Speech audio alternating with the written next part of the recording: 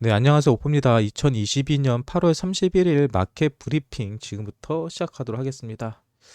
네, 먼저 시총입니다. 예, 비트코인 시총이요. 현재 1조가 깨졌네요. 9,680억. 네.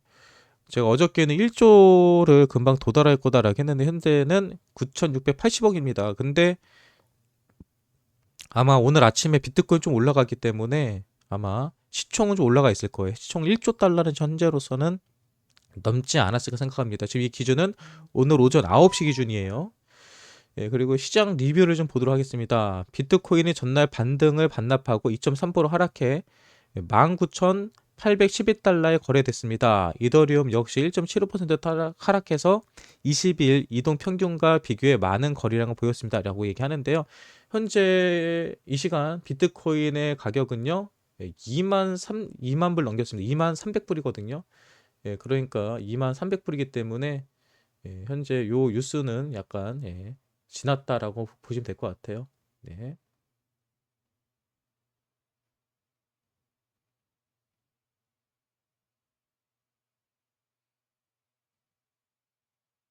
네. 그리고 다음. 네. 비트코인과 S&P 500, 다우지수, 나스닥 지수의 상관관계는 각각 0.68, 0.58 및 0.83으로 비교적 높은 수치를 보였습니다. 이 수치는 1에 가까울수록 상관관계가 높음을 의미합니다. 라고 얘기했습니다. 그러니까 현재 미국 주식이랑 비트코인이 커플링이 되느냐, 디커플링이 되느냐 이 얘기 같은데요. 0.68이 0.58 같은 경우는 뭐 애매하죠. 하지만 중요한 거는 나스닥이 올라가면 비트코인도 올라가고 나스닥이 떨어지면 비트코인 떨어진다라고 보는 게 맞습니다. 그 이유는 투자 심리예요. 지금은 뭐 나스닥이 올라가서 비트코인 올라가는 이런 개념이 아니라 전체적으로 투자 심리에 따라서 뭐 금리 인상이라든지 인플레이션이라든지 여러 가지 예, 실물 경제에 따라서 사람들의 투자 심리는 변하거든요. 투자 심리에 대한 변화로 보시는 게 맞을 것 같아요. 크게 의미 없는 분석이 아닐까 생각합니다. 어차피 코인은요. 주식 따라서 움직일 때도 있고 주식 따라 움직이지 않을 때도 있기 때문에 그래요. 비트코인 상대 강도 지수가 30으로 내려가면서 과매도 영역에 진입했습니다. 네, RSI가 30 아래로 떨어지면은 과매도라고 하죠. 과매도는 사람들이 필요 이상으로 많이 팔고 있다. 그러니까 과매도 기간에서 코인을 매수를 하면은 저점 매집이 가능하다라고 볼 수도 있습니다. 보통 RSI가 40 아래로 내려가면은 매수해도 된다. 지금은 저점이다라는 표현을 많이 사용을 해요. 다음. 독일의 8월 인플레이션 데이터는 8.8%로 시장 추정치인 9%에 육박했습니다. 이는 당초 예상치보다 낮은 수치였지만 50년 만에 최대 수준입니다. 이 같은 데이터가 발표되자 비트코인과 이들은 모두 급격한 하락 그래프를 그렸습니다. 라고 했습니다. 독일 같은 경우는 어떻게 보면은 유럽에서 가장 잘 사는 나라 중에 하나이기 때문에 독일의 경제 지표도 상당히 중요한 지표로 보는 것 같아요. 근데 인플레이션 데이터가 예, 원래 예상한 거는 9%였는데 어제 8.8%가 나왔습니다. 그러니까 시장에서 예상한 것보다는 나쁘진 않았던 거예요. 하지만 이 수치 자체가 8.8%라 하더라도 50년 만에 최고치다. 그러니까 유럽 같은 경우도 현재 인플레이션에 의해서 엄청나게 고통을 받고 있다. 특히 유럽이 이렇게 심해진 이유는 뭐예요? 바로 러시아와 우크라이나 전쟁이죠.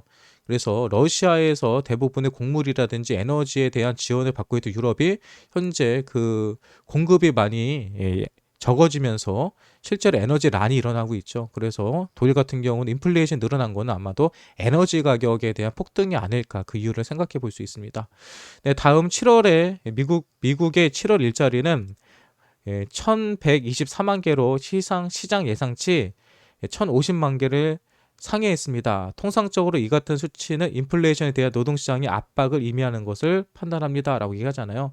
일자리가 예상치보다 많았다는 거죠. 일자리가 많았다는 것은 좋은 거죠. 고용지표가 좋게 나온다는 겁니다. 그런데 이번에 FOMC에서 뭐라고 그랬어요? 연준 의장인 파월이 뭐라고 그랬어요? 9월 금리 인상의 여부는 데이터를 보고 얘기하겠다고 얘기를 했죠. 근데 데이터는 어때요? 일단은 좋게 나왔죠. 일자리가 많다. 그래서 뭐 고용에 대한 문제는 없다라는 것을 확인해 볼 수 있습니다. 그래서 저는 개인적으로 뭐 9월 달, 뭐 10월 달 시장이 뭐 전체 돌아가는 시장은 워낙 바닥을 찍어놨기 때문에 지금부터는 회복하는 그림이 아닐까라는 생각을 해봐요. 네, 호재와 악재 이게 나오는데요. 사실 뭐 특별한 내용들은 없어요. 이거는 그냥 넘어가도록 하겠습니다. 그리고 아톰 코스모스거든요. 어저께 코스모스가 좀 상승을 많이 했었네요. 보니까요. 뭐 어떤 코인들이 많이 변동성을 가지고 있었는지 보시면 될 것 같고요. 그리고 이제 비트코인 기술적 지표입니다. 기술적 지표를 보면 재밌는 게 최근에 계속 다 매도인데 스토캐스틱이랑 그리고 저기 윌리엄 같은 경우는 계속 매수 지표를 보여주죠. 이거 가매도라는 소리거든. 현재 자리가 뭐 올라갈지 안 올라갈지는 모르겠지만 가매도 자리다라고 보면 될 것 같고요.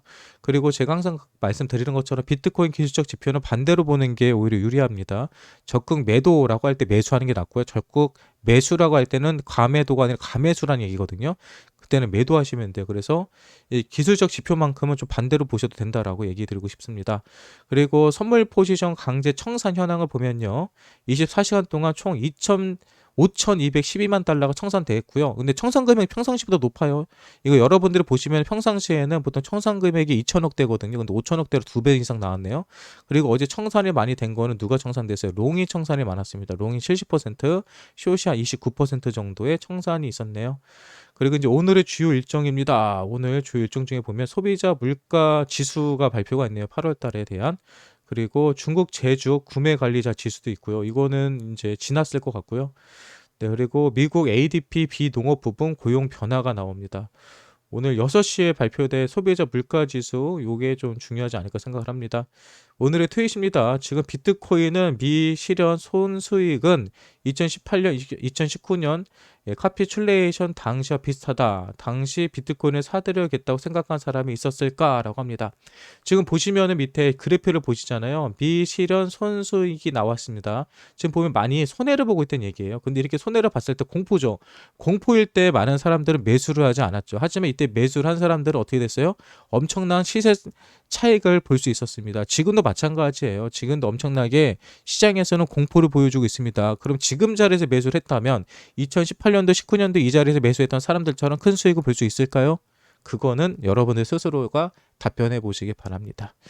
네, 이렇게 해서 오늘 아침 비트코인 관련 뉴스 브리핑은 마치도록 할게요. 이 영상이 여러분들에게 도움이 되셨다면 구독과 좋아요 부탁드리겠습니다.